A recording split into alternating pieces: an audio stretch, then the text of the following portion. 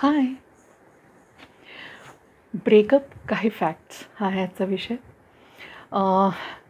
Breakup मला वाटतं हल्लीच्या जगामध्ये परवलीचा वर्ड झालेला आहे.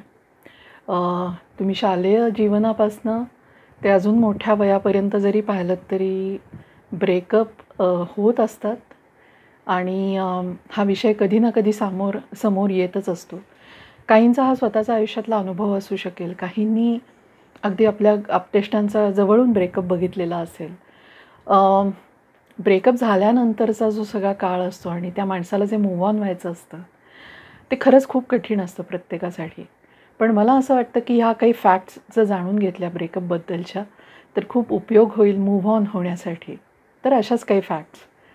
तर लक्षात घेतलं पाहिजे की ब्रेकअप जेव्हा होतो तो जर घोर ब्रेकअप असेल, म्हणजे बापरे काहीतरी समथिंग हॅपन, काहीतरी झालं असं भयंकर की म्हणजे दोघांमध्ये अर्थात, की ब्रेकअप होणार हे अगदी निश्चित होतं, असं काही रिझन तुमच्या आयुष्यात आलेलं असेल आणि इतकं मेजर काही कारण असेल ब्रेकअप होण्याचं, तर खरोखर मूव्ह ऑन होणं हाच एक उपाय असतो.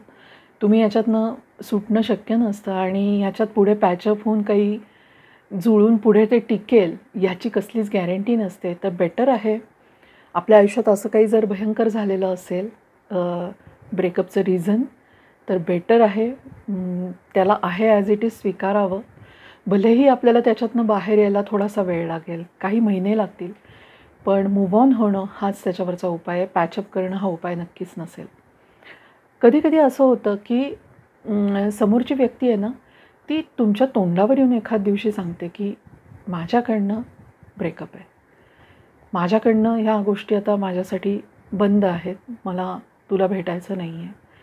असं जेव्हा एखादी व्यक्ती तुम्हाला तोंडावर येऊन सांगते, तोंडावर ब्रेकअप करते आणि त्याची व्यवस्थित काही 4 कारणं पण व्यवस्थित सांगत असेल की हे असं झालं, ते तसं झालं, त्यावेळेला तू असा वागलीस व्हॉटेवर, आणि त्यामुळे माझं हे असं असं मत आहे तुझ्याबद्दल वगैरे वगैरे, अशी सगळी थिअरी त्यांच्याकडे असेल आणि त्यांनी तोंडावर तुम्हाला येऊन सांगितलेलं असेल की मी आता ह्याच्यात परत तुझ्याबरोबर रिलेशनमध्ये नसणार आहे. तर इतकं तोंडावर येऊन जेव्हा एखादी व्यक्ती आपल्याला सांगते, तेव्हा जरी आपली चूक नसेल असं आपल्याला वाटत असेल तरीसुद्धा पॅचअप करायला शक्यतोवर जाऊ नये. आणि कारण या केसमध्ये ती व्यक्ती फार ठाम आहे असं आपल्याला दिसतं आणि त्या व्यक्तीची तिची काहीतरी रिझन्स आहेत की तिला अजिबात नको आहे हे नातं.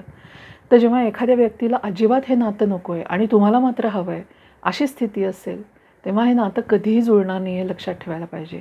तुम्ही तात्पुरतं पॅचअप करालसुद्धा आणि ती गोष्ट लग्नापर्यंत न्यालसुद्धा, पण लग्न झाल्यावर एक ना एक दिवस डिवोर्सचीच वेळ येणार आहे आणि पुढे जाऊन एवढी फाटाफूट होण्यापेक्षा बेटर आहे की जिथे थांबावं असा इशारा मिळतो आहे आपल्याला नियतीकडनं म्हणा, समोरच्या व्यक्तीकडनं म्हणा, तर कदाचित ब्रेकअप होणं हेच आपल्या आयुष्यासाठी योग्य आहे असं समजायला पाहिजे. तो एक इशारा बेस्ट वे समजला पाहिजे.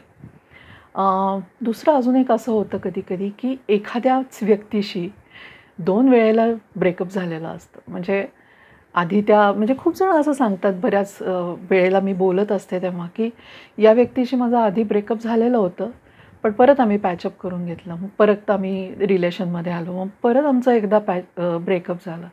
तर असं तुमचं एकाच व्यक्तीशी वारंवार ब्रेकअपची वेळ येत असेल तर हा सुद्धा आपल्याला एक इशारा मिळतो आहे असं समजायला पाहिजे की आपलं पुढे जाऊन या व्यक्तीशी अजिबात जमणार नाही आहे. आणि जर तुम्हाला आधीच कळतं आहे नात्याबद्दल की हे नातं फारसं आपलं फ्लरिश होणार नाही आहे, तर का अशा नात्याच्या मागे जावं ना? त्यापेक्षा बेटर आहे की भविष्याकडे जरा सजगतेने आणि थोडंसं आशादायक नजरेने बघावं. कदाचित तुमच्या आयुष्यात खूप चांगला जोडीदार येण्याची शक्यता पण असते, पण जे जमणारच नाही आहे तर त्याला जमवायचा प्रयत्न करायला जाणं हा मूर्खपणा ठरतो. तर त्यामुळे अशा वेळेला मूव्ह ऑन होणं हाच त्याच्यावरचा उपाय असतो. दुसरी एक गमतीशीर गोष्ट अशी की कधीकधी एखाद्या व्यक्तीचं खूप जणांशी ब्रेकअप झालेला असतो. म्हणजे पार्टनर्स खूप वेगवेगळे असतात आणि अनेक वेळेला ब्रेकअप झालेला असतो. तर ह्यातनं ना आपल्या स्वतःसाठी इशारा घ्यायला पाहिजे की आपला अनेक व्यक्तींशी ब्रेकअप होतो आहे, ह्याचा अर्थ मे बी त्या व्यक्तींचे दोष नाही आहेत, मे बी आपल्या व्यक्तिमत्वातच काहीतरी दोष आहे, आपलं वागणं कुठेतरी चुकतं आहे, तपासायला हवं. मे बी तुम्ही केअरलेस पर्सन असाल, मे बी तुम्ही भावना समजून घेण्यात कुठेतरी कमी पडत असाल, मे बी तुमच्यात इगो खूप असेल, मे बी तुम्ही खूप इंटरफिअर करत असाल, समोरच्याला स्पेसच देत नसाल, किंवा आपण म्हणतो ना हुकूमशाही गाजवणं, असं काही तुमचं होतं आहे का? तर अशी बऱ्याच गोष्टी असू शकतील की ज्याच्यामुळे समोरचा माणूस तुम्हाला कधीतरी कंटाळतो आणि तुम्हाला सोडून निघून जातो.